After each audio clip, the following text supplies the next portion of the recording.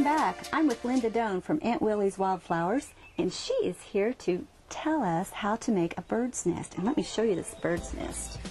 This is picture perfect for spring. Look at that. Wouldn't you love to have that on your front door?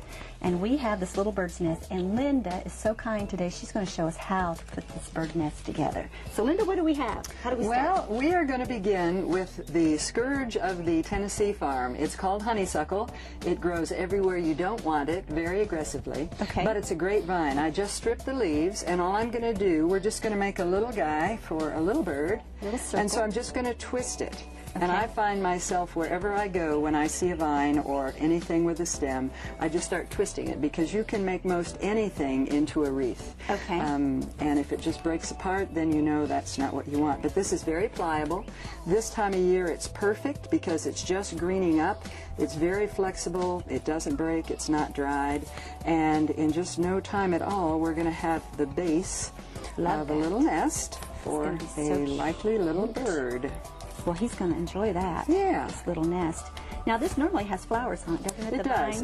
They're not quite in flower yet, but it's a sweet-smelling honeysuckle. That's where you get your perfume fragrance, etc. And it smells much sweeter than it seems to me because of what it does to my fences and bushes. Oh, But we've got a little base here, and now we're going to add some Spanish moss. And this is the only thing not from the farm. We're not quite far enough south for Spanish moss. That's pretty. And we're just going to kind of...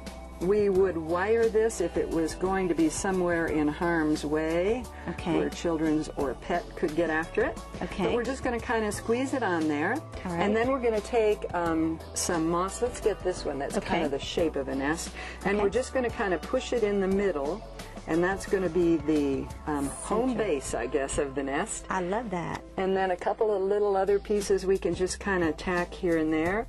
We could glue this. We could pick it in, but because it's just going to sit nice and still, we're just going to let it sit there.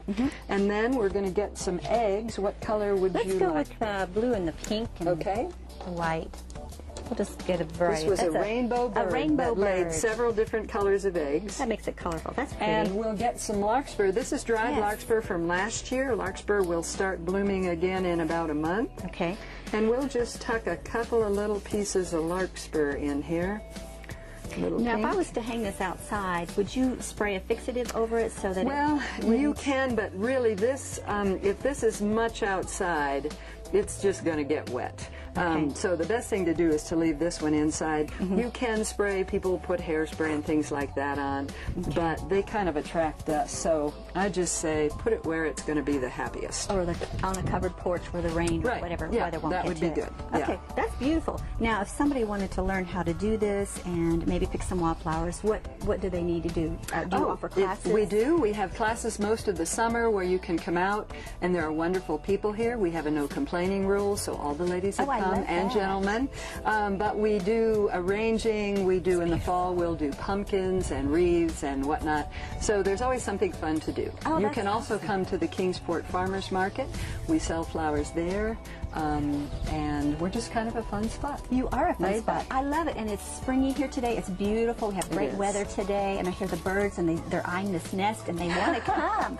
I brought this wreath, too. This would be a fun little wreath for the bird nest to set on. Right. And if you needed to, you could take a little cardboard circle and glue this all to the cardboard circle, and that would hold it together. Okay. Well, thank you, Linda. Thank you so much. Our pleasure. We appreciate Come again. it. Okay. Coming up next, Liz bakes with Sister Schubert. I'm going to give you Sister's secret to foolproof yeast bread.